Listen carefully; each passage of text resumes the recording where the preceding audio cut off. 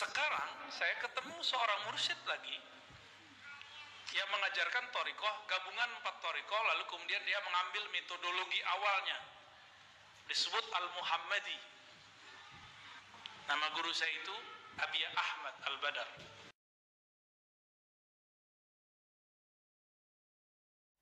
Dan agak menggembirakan saya, akhir zaman ini wajib jadi wali semuanya. Wajib jadi wali.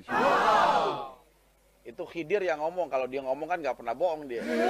Makanya saya pegang amanah itu, insya Allah semuanya antum, mau siapapun yang antum bawa, mau istri, mau anak, insya Allah semuanya jadi wali. Yang bukan jadi wali, jadi pengikut Dajjal. Ah, itu gampangnya begitu aja. Riskan. Kalau antum nanti bukan wali, dipastikan jadi pengikut Dajjal. Sekalipun ente seorang fuqaha. Bahkan nanti dari kalangan pengikut-pengikut Dajjal itu banyak dari kalangan alim ulama malah. Dari fuqaha segala macam. Tidur saya itu diperjalankan ke tempat-tempat itu. Peristiwa-peristiwa itu. Jadi saya sangat senang sekali dengan kabar beliau. Insya Allah jadi wali semuanya, ya udah. Wajib, bahasanya wajib mas. Kalau wajib kan nggak dihindari lagi abu ya hukumnya kan. Ya wajib namanya kan. Wajib jadi wali. Menyematkan gelar kewalian kepada seseorang itu tidak sembarangan. La ya'lamul waliya illal waliyu. Tidak ada orang yang mengetahui wali yang sebenarnya kecuali wali itu sendiri. Sesuatu itu bisa diketahui oleh orang yang memang ahlinya. Orang yang benar-benar alim, dia akan mengetahui orang lain itu alim atau tidak. Nah demikian juga waliyun min auliyaillah. Sekali lagi, tidak sembarangan kita sematkan gelar kewalian itu kepada sembarangan orang. Di dalam Al-Quran Allah SWT menyebutkan ciri-ciri wali itu adalah ala inna awliya Allah la khawfun alaihim wa lahum yahzanun alladzina amanu wa kanu yattaqun. Ala ketahuilah inna awliya Allah, sesungguhnya namanya waliyun min awliyaillah, kekasih-kekasih Allah itu adalah la khawfun alaihim wa lahum yahzanun. Mereka tidak khawatir terhadap sesuatu yang fil mustakbal, apa yang terjadi pada masa yang akan datang. Walahum yazanun, dan mereka dia tidak bersedih terhadap apa yang dia tinggalkan di dunia ini, apa yang mereka tidak peroleh atau apa yang dia tinggalkan di dunia ini. Nah ciri-ciri aulia itu adalah pertama alladzina amanu, mereka harus memiliki iman. Itu pertama. Nah kemudian yang kedua, realisasi daripada iman itu adalah wa kanu yattaqun, mereka itu bertakwa kepada Allah Subhanahu wa taala. Artinya semua ciri-ciri daripada ketakwaan itu ada dalam diri mereka. Baik yang ada dalam awal surah Al-Baqarah misalnya. Dzalikal kitabu la raiba fihi hudan lil muttaqin alladzina yu'minuna bil ghaib wa yuqimuna shalah, mereka mendirikan salat. Mimma razaqnahum yunfiqun, dan mereka menginfakkan apa yang sudah diberikan oleh Allah Subhanahu wa taala.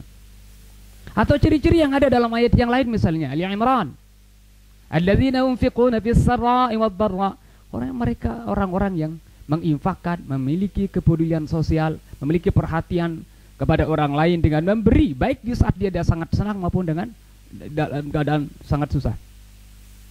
Wal ghaziminal ghaiz, mereka mampu mengendalikan emosinya, kemarahannya di saat kemarahannya sedang meluap. Wal afina 'anil nas, di saat ada orang yang menzolimi mereka, padahal mampu untuk membalas kezaliman orang tersebut, memiliki waktu dan diperbolehkan untuk membalasnya, tapi justru mereka itu al-afina 'anil nas. Mereka itu memaafkan orang lain. Nah itu yang dalam Al-Qur'an. Nah, kemudian di dalam hadis, di sini kita baca hadis Arba'in karya Imam Nawawi. Di sini disebutkan hadis yang ke-38. Hadis yang direkan oleh Imam Bukhari yang menjelaskan tentang ciri-ciri yang namanya waliyun min auliyaillah. An Abi Hurairah radhiyallahu anhu qala sallam innallaha ta'ala qala, sungguh Allah SWT berfirman, ini dalam hadis kudusi, man 'adali waliyan faqad azantuhu bil harbi.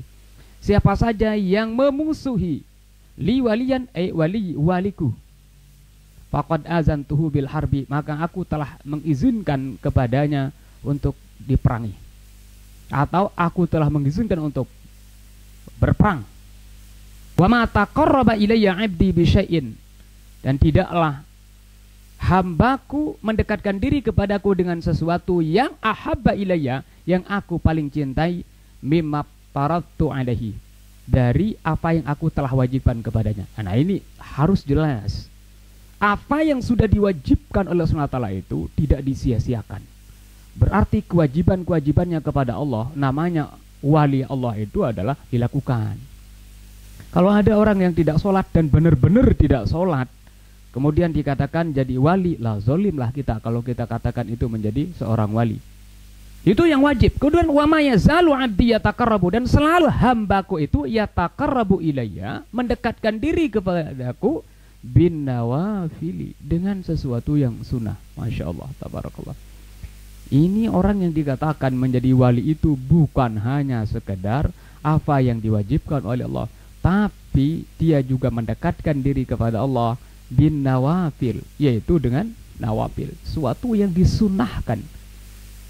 Artinya perbuatan-perbuatan yang tidak wajib tetap dilakukan. Hatta uhibbahu, nah, sehingga aku mencintai, firman Allah. Fa iza ahbabtuhu, apabila aku sudah menjadikannya sebagai kekasihku, atau apabila aku sudah mencintainya. Nah, ini ciri-ciri orang yang dicintai atau orang menjadi kekasih Allah, orang yang menjadi waliyun min auliya. Kuntu sam'ahu alladzi yasma'u bih. Masya Allah, akulah yang menjadi pendengarannya, akulah pendengarannya yang dia gunakan untuk mendengar. Artinya apa?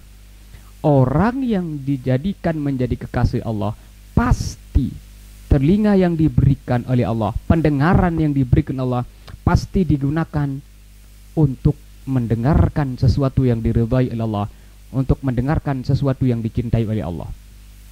Ndak berat, ndak gampang berarti seorang itu untuk dikatakan menjadi wali. Pendengarannya ini setiap detiknya pasti akan digunakan untuk sesuatu yang diridhai, dicintai oleh Allah Subhanahu wa taala.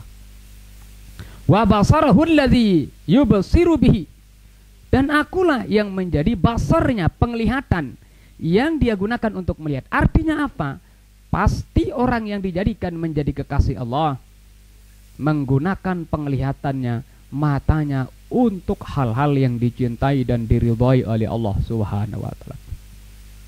Wa yadahu allati yabtishu biha, dan tangannya itu adalah, atau akulah yang menjadi tangannya, allati yabtishu bihi, yang digunakan untuk yabtish, untuk menggenggam.